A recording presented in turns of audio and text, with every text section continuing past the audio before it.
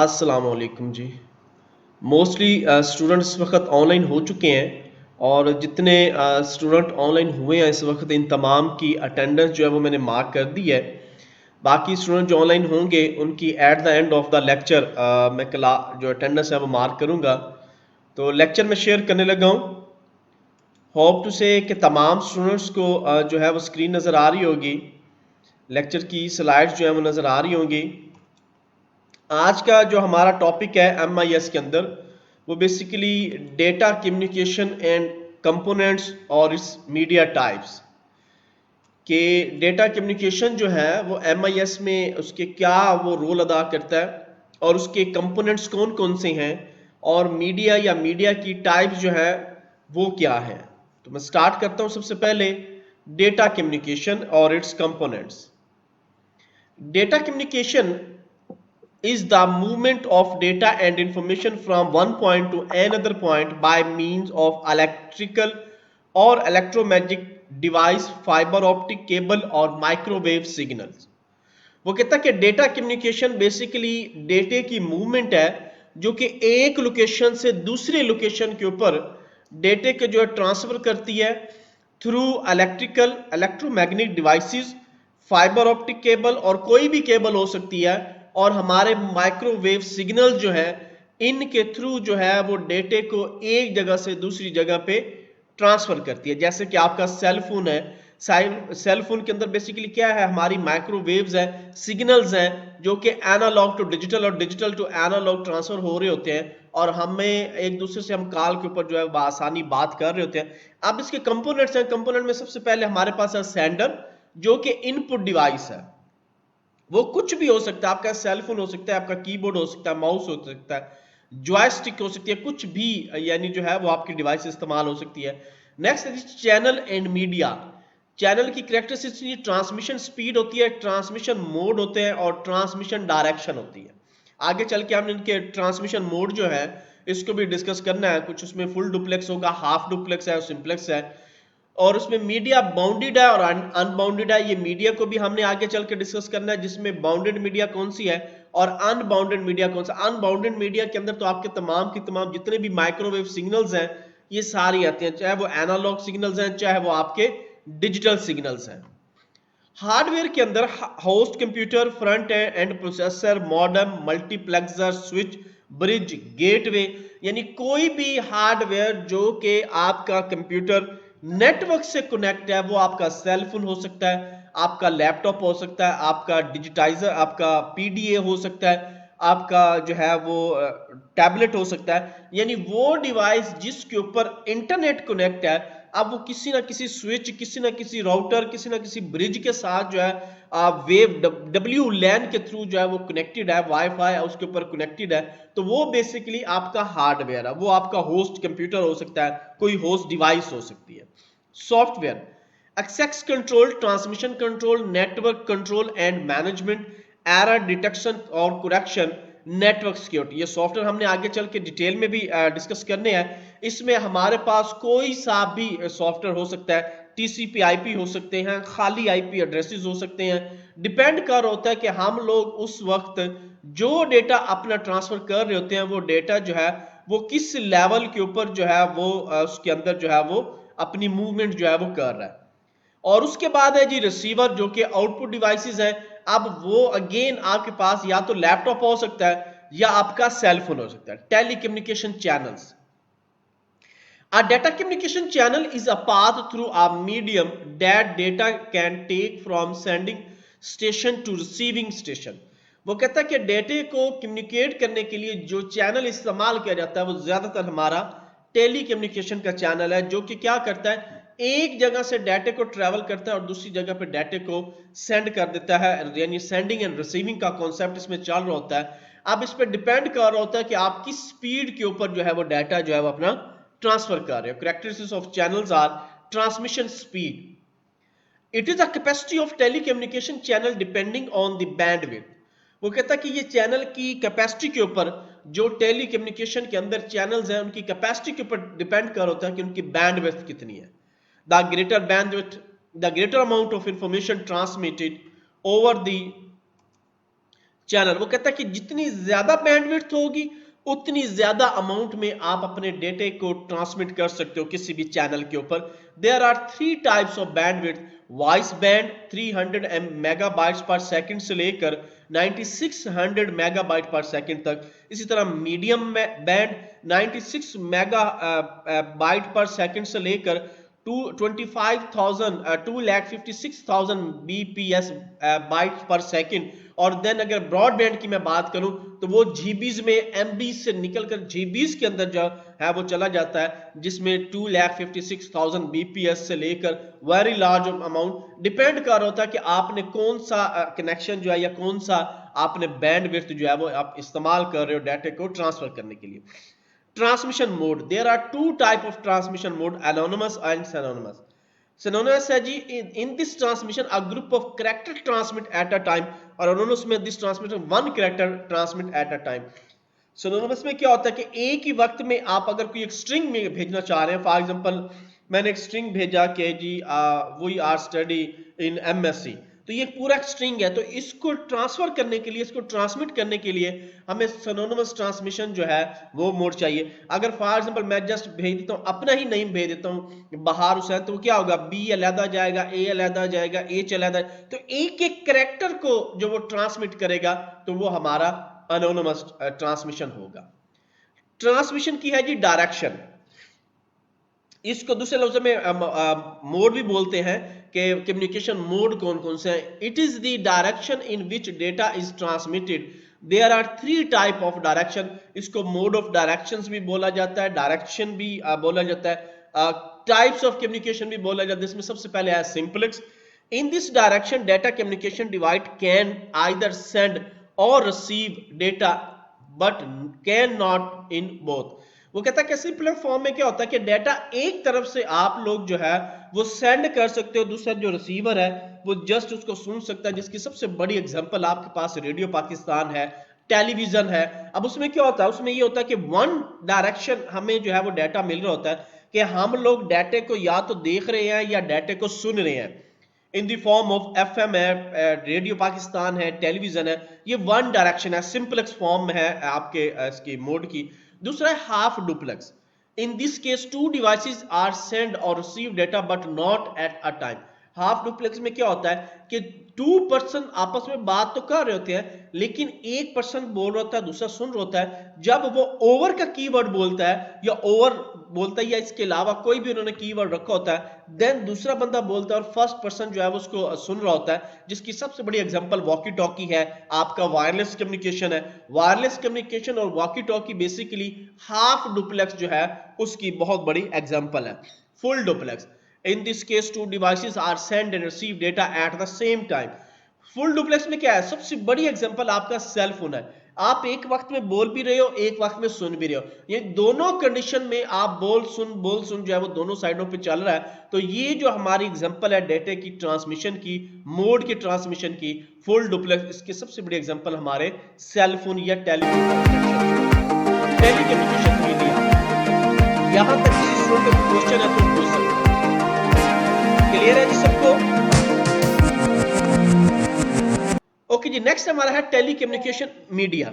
There are 2 types of media over with data is transmitted. वो कहता है कि 2 तरह के मीडियाज हैं जिनके ऊपर डेटा जो है वो हमारा ट्रांसमिट होता है। पहला है जी बाउंडेड मीडिया, जिसके अंदर हम फिजिकली जो है अपनी केबल्स को बिछाते हैं और फिजिकली उनको आईपीस दिए जाते हैं और फिजिकली उन डेटे उसको केबल को बताया जाता है कि आपने इतने बैंडविड्थ के ऊपर जो है वो डेटा लेके चलना है, जिसमें आपकी ट्विस्टेड पेयर है, फाइबर ऑप्टिक है, कोएक्सियल केबल है। अनबाउंडेड मीडिया के अंदर क्या है कि आपके पास आपको खुद नहीं पता कि कौन कितनी बैंडविड्थ जो है वो आपकी इस्तेमाल हो रही है। डिपेंड कर होता है कि जो सिग्नल्स है वो डिजिटल है, एनालॉग है, हाइब्रिड है, यानी कोई ऐसी डिवाइसेस दरमियान में लगी हुई हैं जो आपके analog signal to digital and digital to analog में कन्वर्ट करके आपके डेटे को प्रॉपर तरीके से ट्रांसमिट कर रहे हैं थ्रू माइक्रोवेव वेव्स की थ्रू, सिग्नल्स के थ्रू। तो वो हमारी अनबाउंड मीडिया है। अब इनकी वन बाय वन जो है डिटेल है केबल और ट्रांसमिशन मीडिया, जिसमें हमारे बाउंडेड और अनबाउंडेड का दोबारा बताइएगा। बाउंड जो है वो उसके अंदर हम लोग सिंपल आप इसके इस तरह माइंड पे रखें कि बाउंड ट्रांसमिशन के अंदर आप लोग केबल्स का इस्तेमाल करते हो और अनबाउंड के अंदर आप सिग्नल्स का इस्तेमाल करते हो। बाउंड के अंदर आपके पास ट्विस्टेड पेयर है, कोएक्सियल केबल है, फाइबर ऑप्टिक केबल है, और अनबाउंड के अंदर आपके पास एनालॉग एंड डिजिटल सिग्नल्स हैं।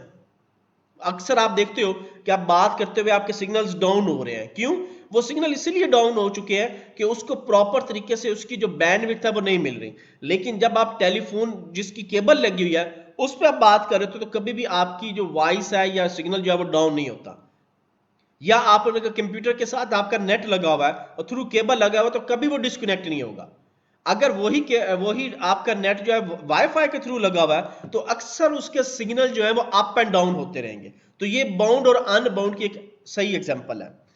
ओके जी, नेक्स्ट हमारे पास है जी एक छोटी सी डायग्राम बनी हुई है जिसमें आप देखें कि एक लैन कार्ड लगा हुआ है जिसको एनआईसी बोलते हैं, वो केबल के थ्रू मॉडेम से कनेक्टेड है। अब वो आपका मॉडेम हो सकता है, आपकी हब हो सकती है, स्विच हो सकता है, कोई भी डिवाइस हो सकती है कि कंप्यूटर डायरेक्टली उससे कनेक्ट होगा। और आगे अब इस दौरान अगर यही प्रिंटर वाईफाई के थ्रू कनेक्ट होता तो मे भी प्रिंटिंग में किसी किस्म का कोई प्रॉब्लम आ सकता था। लेकिन अगर ये प्रिंटर केबल के थ्रू कनेक्टेड है तो आपका फौरन जैसे ही हम कंट्रोल पी करेंगे फौरन प्रिंटर जो है वो उसकी कमांड को एक्सेस करेगा। अब इसमें physical environment through which transmission signal twisted pair, coaxial cable, fibre optic cable और एटमॉस्फेयर, और इसमें जो कनेक्टर इस्तेमाल होता है उसको हम RJ11 RJ45 जो है वो कहते हैं। अब सबसे पहले ये हमारे पास twisted pair cable. Twisted pair में दो तरह की केबल होती हैं, एक यूटीपी होता है, एक आपका एसटीपी होता है। यूटीपी को बोलते हैं शील्ड अनशील्ड ट्विस्टेड पेयर और एसटीपी को बोलते हैं शील्ड ट्विस्टेड पेयर।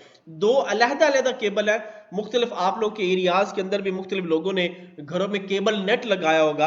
अब उस केबल के ऊपर जो नेट आ रहा है या वो जो केबल इस्तेमाल हो रही है वो हम लोग ज्यादातर अगर आउटसाइड पे इस्तेमाल करें, हमारी मर्जी हम एसटीपी इस्तेमाल कर लें, हमारी मर्जी जो हम यूटीपी इस्तेमाल कर लें।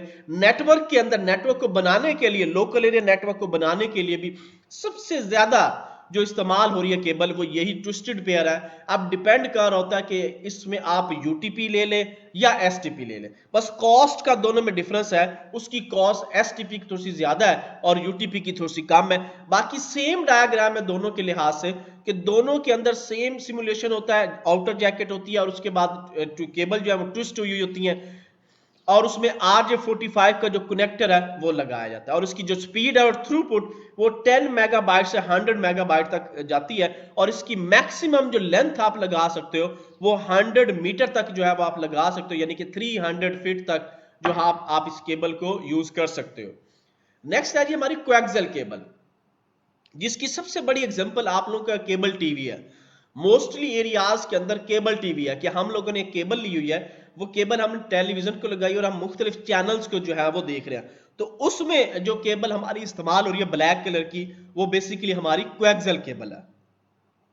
इसकी रेंज 200 से 500 मीटर तक आप इसको लगा सकते हो, स्पीड वही है लेकिन ये यूटीपी और एसटीपी से थोड़ी सी ज्यादा मजबूत है।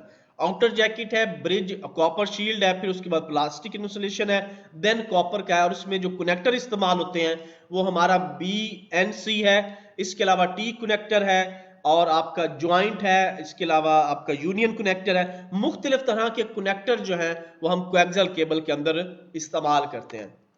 नेक्स्ट है जी हमारी फाइबर ऑप्टिक केबल।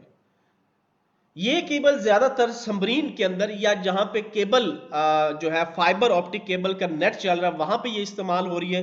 ये बेसिकली सिंगल मोड और मल्टी मोड में दो कंडीशन में मिल जाती है। One stream of the large generated light 100 kilometre और मल्टीपल मोड में क्या होता है LED लाइट्स होती है जो कि 2 किलोमीटर तक जो है वो कर सकती हैं। स्पीड और थ्रूपुट इसकी है 100 मेगाबाइट से ज्यादा है, एक्सपेंसिव है, स्मॉल और अप टू 2 किलोमीटर तक हम इस केबल को आसानी जो है वो इस्तेमाल कर सकते हैं। और ये इसके अंदर एक ग्लास केस होता है, उसके अंदर जो है ये केबल जो है ग्लास की फॉर्म में, जिस तरह आप इसकी कोटिंग देख रहे हैं इसी फॉर्म में आपको ये केबल मार्केट से आसानी जो है वो मिल जाती है। नेक्स्ट है जी हमारे पास थ्रूपुट की नीड्स क्यों बनती हैं? क्या ऐसी जरूरत है कि हमें थ्रूपुट जो है वो बढ़ाना पड़ता है या बैंडविड्थ को अपने को बढ़ाना पड़ता है? Super servers heavy high capacity workstation and multimedia application have also fueled and need for higher capacity band। वो कहता है कि जब सुपर कंप्यूटर की बात करें, सर्वर्स की बात करें, हाई कैपेसिटी वर्कस्टेशंस की बात करें, या वो सॉफ्टवेयर जो मल्टीमीडिया या एनिमेशंस जैसे एप्लीकेशंस बना रहे हैं, या जो न्यूक्लियर वेपन्स टेस्ट कर रहे हैं, या जो लेबोरेटरी के अंदर काम करें, उनको हाई बैंडविड्थ देनी पड़ती है, इसलिए हमें थ्रूपुट की जो है वो जरूरत पड़ती है। The example on the shield slide show the need of the for throughput capacity grow as a result of a desire to transmit more voice, video and graphic। यहाँ पे आपको कुछ पिक्चर्स नजर आ रही हैं, इसके अंदर आपको स्पीड जो है वो नजर आ रही होगी कि यहाँ पे 100,000 बिट्स है, आगे चल के जब वो वीडियो के मूवमेंट में आई तो वो 8 लाख समथिंग हुई, इसी तरह 2 तो बढ़ती गई। यानी जैसे जैसे उसकी थ्रूपुट हमें ज्यादा रिक्वायरमेंट आई, वो साथ के साथ जो है वो बढ़ती जा रही है, क्योंकि हम अब वीडियो कॉल पे बात करते हैं, जब सिर्फ ऑडियो कॉल पे बात होती थी तो उस थ्रूपुट कम थी, अब थ्रूपुट जो है वो ज्यादा है। The rate at which this information may be sent, transmission speed is depend how the data is transmitted and the medium used for transmission. वो कहता है कि इसकी स्पीड इसलिए है कि डाटा किस तरह से ट्रांसमिट होगा, कैसे ट्रांसमिट होगा, इसकी मीडियम क्या होगी। The how of this question is satisfied by the transmission protocol। तो ये आगे चल के हमने प्रोटोकॉल डिस्कस करने हैं, वहां पे ये ज्यादा आपको अच्छे तरीके से इंफॉर्मेशन इसकी मिल जाएगी। Each protocol run at a different speed, her protocol का एक नंबर है और वो अपने उस प्रोटोकॉल नंबर के ऊपर जो है वो एग्जीक्यूट हो रहा है। Two term are used to describe this speed, throughput and rate and bandwidth. Next है throughput rate and bandwidth. Throughput rate क्या है? The rate of information arrive at and the possibly passing through a particular point in a network. यानी कि वो information जो कि एक proper तरीके से जो है वो ट्रैवल कर रही है, एक वो केबल से ट्रैवल कर सकती है, वो सिग्नल्स के थ्रू ट्रैवल कर सकती है, उसका जो खास पॉइंट है उसको चेक करना हमारा थ्रूपुट है। और बैंडविड्थ क्या है? Total capacity of given network medium or protocol, वो हमारी बैंडविड्थ है। यहाँ पे आपको देख रहे हैं throughput is equal to bandwidth minus overhead. The throughput rate is the rate of information arrived at and the possibly passing through a particular point in a network. The term bandwidth means the total capacity of the given network medium, twisted pair, coaxial, fiber optic cable और protocol. यानी bandwidth के अंदर क्या है कि आपकी जो cable है उसकी क्या कैपेसिटी है, कौन सा प्रोटोकॉल इस्तेमाल कर रहे हो। लेकिन थ्रूपुट में क्या है कि कितने एमबी आप इस्तेमाल कर रहे हो, कितने जीबी का कनेक्शन आपने लिया हुआ है जो इस केबल के ऊपर आप लोगों ने रन करना। Bandwidth is also used to describe the difference between the highest and the lowest frequency available for network signal. This question is measured in megahertz। वो कहता है कि इस चीज को हम मेगाहर्ट्ज के अंदर जो है वो कवर करते हैं। हमें नहीं पता चलता कि कितनी हाई लेवल की या लो लेवल की फ्रीक्वेंसी जो चल रही है, लेकिन जब मेगाहर्ट्ज के अंदर उसको हम कैलकुलेट करते हैं तो हमें डाटा का प्रॉपर तरीके से जो है वो पता चलता है। The bandwidth of the given network medium or protocol is measured in bit per second. और जो बैंडविड्थ है उसको हम बिट पर सेकंड में, आपको मैंने पहले बताया कि हम जब नेट लेते हैं तो हम पूछ दे रही है 15 MB, 20 MB, 40 MB। तो वो क्या है, वो आपकी बैंडविड्थ आप पूछ रहे हो कि आप हमें नेट कितना दोगे, 15 MB megabyte per second. Bit पर सेकंड पे के ऊपर जो अब दौर खत्म हो गया बिट पर सेकंड का, अब तो ज्यादातर मेगाबाइट और गीगा की बात होती है। Sum of the available bandwidth specific for a given medium or protocol is used up in overhead include control character। This overhead reduce the capacity available of the transmission data। यानी जो भी data transmit होता है उसको ये proper तरीके से overhead करता है। डेटा कम्युनिकेशन हार्डवेयर, अब इसका है जी हम हार्डवेयर कौन कौन सा डिस्कस करते थे। पीछे हमने शुरू में जब जस्ट इनके नेम पूछे थे बताया थे मैंने आपको, अब हम इसके वन बाय वन जो है वो डिस्कस करें। Host computer, the host perform the data processing for the network. कहता है कि होस्ट क्या है, बेसिकली आपका वो प्रोसेसिंग डेटा जो नेटवर्क के ऊपर वर्क। अब होस्ट यहाँ पे कोई भी हमारा वर्क स्टेशन हो सकता है, सेलफोन हो सकता है, हमारे लैपटॉप हो सकते हैं और मुख्तलिफ कंप्यूटर हो सकते हैं। The incoming message are handled in same manner as data receive from any other type of the input. यानी किसी भी इनपुट यूनिट से जो है वो डाटा जो है वो हमारे पास आ सकता है और हम उसको हैंडल कर सकते हैं। After the processing message can be transmit back to the front end process for routing. और बाद में क्या होता है कि वो डाटा जो प्रॉपर तरीके से राउट होके जो है वो हमें ट्रांसमिट होके हमें जो है स्क्रीन पे डिस्प्ले होता है। Front end processor, the front end processor is a mini computer that act as a buffer between the client device and the host computer. वो कहता है कि फ्रंट एंड प्रोसेसर बेसिकली क्या है कि हमारे मिनी कंप्यूटर्स हैं, यानी आपके लैपटॉप हो सकते हैं, आपके टैबलेट हो सकते हैं, आपके सेलफोन, कोई भी वो डिवाइस हो सकती है। वो बेसिकली क्या है, आपका होस्ट कंप्यूटर के तौर पे जो है वो वर्क करेगा जो कि आपके डेटे को increase the operating efficiency of the network by taking care of routine tasks such as coordinating peripheral and ensuring error free transmission। यानी कि उसका काम क्या कि एरर फ्री डाटा जो है वो आपको प्रॉपर तरीके से आपके डिवाइस के ऊपर जो है वो डिस्प्ले करना है। Modem, it stand for modulator and demodulator, यानी analog to digital and digital to analog. It is used for digital signal convert into analog signal and voice. यानी कि इसका काम क्या है, डिजिटल से एनालॉग में कन्वर्ट कर देना और एनालॉग से डिजिटल सिग्नल्स के अंदर कन्वर्ट कर देना। Multiplexer, it is a device that permit the simulate sending the receiving of multiple message over the signal channel. वो कहता है कि मल्टीप्लेक्सर क्या है, ये क्या करता है, हमें परमानेंट करता है कि हम एक जैसा डाटा जो है सेंड और रिसीव दोनों कंडीशन में जो है वो मल्टी सिग्नल के ऊपर जो है चेक करें। Multiplexer collect signal from several terminal and transmit them over a signal channel. यानी वो उसके पास जब सिग्नल आ रहा है तो मल्टी डिवाइसेस से सिग्नल आ रहा है, लेकिन मुझसे क्या कर रहा है, कन्वर्ट कर रहा है एक के लिए और एक कोई सेंड कर रहा है।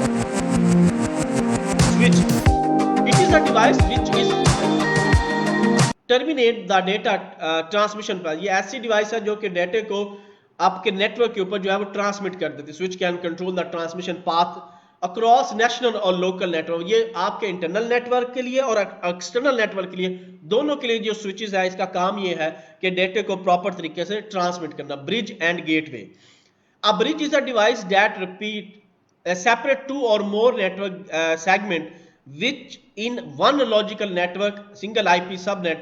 A bridge is usually placed between two separate group of computer that talk with each other but not that much with the computer in the other group। वो कहता है कि ब्रिज एक ऐसी डिवाइस है जो दो मुख्तलिफ नेटवर्क को ज्वाइन करने के लिए जो है वो आपस में लगाई जाती है। जैसे कि एक आपका अगर आईपी है 192.168.0.1 और दूसरा आपका आईपी एड्रेस है 192.150.1.1, तो दो मुख्तलिफ नेटवर्क है। दोनों मुख्तलिफ नेटवर्क को अगर आप एक लोकेशन पे सेट करना चाह रहे हो तो उसके लिए आपको ब्रिज का जो है वो इस्तेमाल करना पड़ेगा।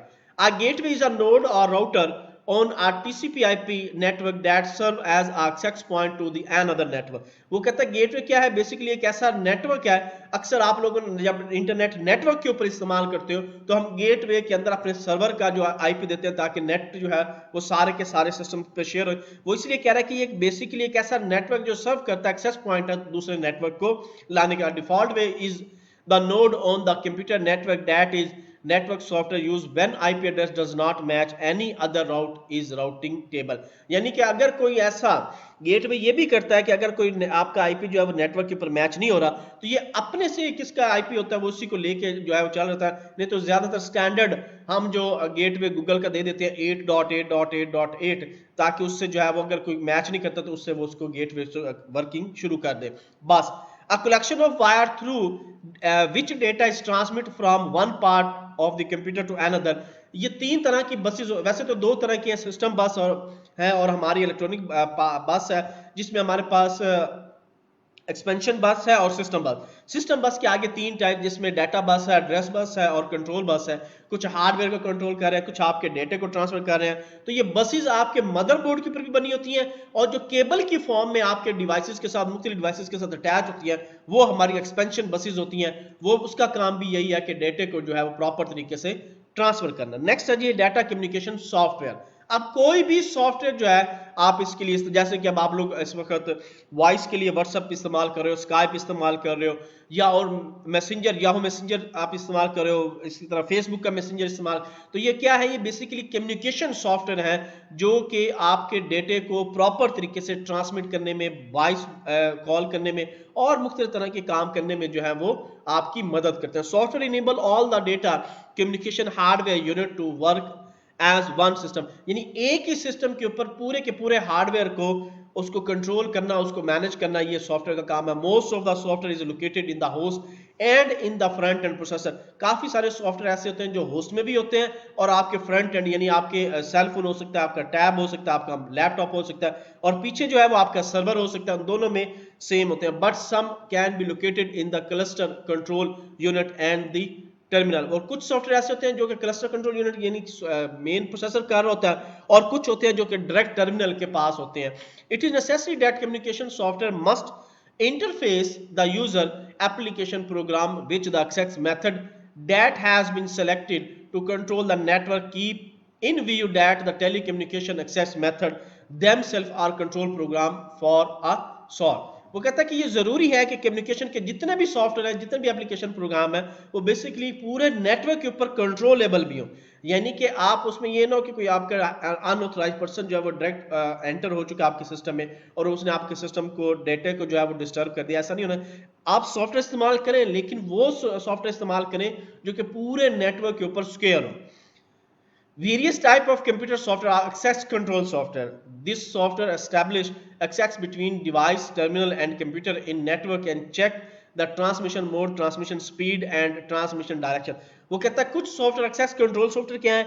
ऐसे सॉफ्टवेयर हैं जो कि आपके एक कंप्यूटर को दूसरे कंप्यूटर को, एक डिवाइस को दूसरे डिवाइस के साथ कनेक्ट करते हैं और उनका डाटा जो है वो आपस में ट्रांसमिट करते हैं, चाहे सेंट्रलाइज सॉफ्टवेयर हो या डिसेंट्रलाइज। सेंट्रलाइज के अंदर और डिसेंट्रलाइज के अंदर आपका जो है नेटवर्क ही ज्यादातर जो है वो आता है और वो उस नेटवर्क के थ्रू जो है वो हम प्रॉपर तरीके से अपना वर्क कर सकते हैं। Terminal control, this software control the transmission of data over the network. Terminal क्या होते हैं? क्लाइंट होते हैं, नोड भी हम इन्हें बोलते हैं। इसका काम क्या है? ऐसे सॉफ्टवेयर जो कि पूरे नेटवर्क के डाटा को कंट्रोल करते हैं। Terminal emulation software, this software enable microcomputer to behave like specific terminal with interact with the mainframe। जब हम मेन फ्रेम के साथ बातचीत कर रहे होते हैं तो उस वक्त कुछ सॉफ्टवेयर होते हैं जो कि हमारे टर्मिनल के ऊपर होते हैं और वो इस तरह बिहेव कर रहे होते हैं जैसे कि आप टर्मिनल पे बैठे हुए डायरेक्ट अपने सर्वर के साथ जो है वो बातचीत कर रहे हो। Network control software, the software coordinate control and manage the complete operation of the network. It establish priority for data waiting to be transmit, check for any transmission error, routed message and maintain static system use। वो कहता है कि network control software क्या है? उनका काम यह है कि पूरे नेटवर्क के ऊपर प्रॉपर तरीके से डेटे के ऑपरेशन को चेक करना और उसमें किसी भी किस्म का अगर कोई प्रॉब्लम आता है तो उसको भी, एरर आता है उसको भी उन्होंने रिमूव करना। इसलिए डाटा को राउट किया जाता है, मैसेजेस होती है और उसकी मेंटेनेंस की जाती है। Error correction and detection software, it ensure that error caused by any other problem are detect और connect। ऐसे सॉफ्टवेयर भी इंस्टॉल किए जाते हैं कि अगर किसी भी किस्म का कोई एरर आ जाए तो वो खुद ही एरर जो है वो और सॉफ्टवेयर उसको जो है वो रिमूव कर दे, और ये ज्यादातर हम लोग नेटवर्क बेस्ड इन्वायरमेंट में करते हैं। Security software, the software prevent unauthorized access to data and monitor the use of the network. यानी प्रिवेंट सॉफ्टवेयर, अनऑथराइज्ड सॉफ्टवेयर ऐसे हैं जैसे कि आप लोग, मैंने बताया कि हैकिंग का इस्तेमाल, उसमें SSL का कमांड का इस्तेमाल, वो अनऑथराइज्ड सॉफ्टवेयर है, आपके सिस्टम में घुस सकते हो। बेहतर है कि आप अपने सिस्टम के अंदर ऐसी सिक्योरिटी जो है वो लगा दें ताकि वो प्रॉपर तरीके से जो आपका डेटा जो है वो वर्क जो है वो कर रहा हो। जी, यहाँ तक किसी स्टूडेंट का कोई क्वेश्चन है तो क्लियर हो गया जी सबको? ओके जी, अटेंडेंस सबकी हो चुकी है। सी यू सून, अल्लाह हाफिज़।